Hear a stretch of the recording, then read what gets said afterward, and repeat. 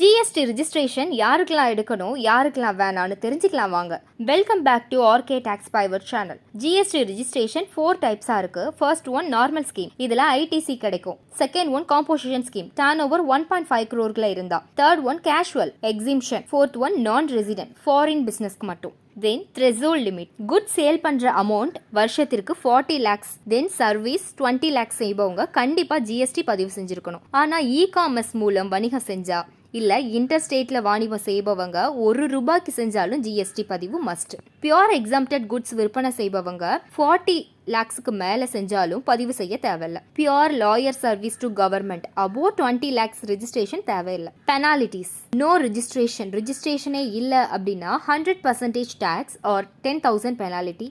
No ITC claim, 5 year jail, tax evasion. யூஸ்ஃபுல்லாக இருந்தால் like பண்ணுங்க. டவுட்டை கமெண்ட்ல கேளுங்க. ஜிஎஸ்டி ரிஜிஸ்ட்ரேஷன் இருக்கணுமா, டாக்ஸ் ரிட்டர்ன் ஃபைலிங் பண்ணுமா, கான்டாக்ட் அஸ்.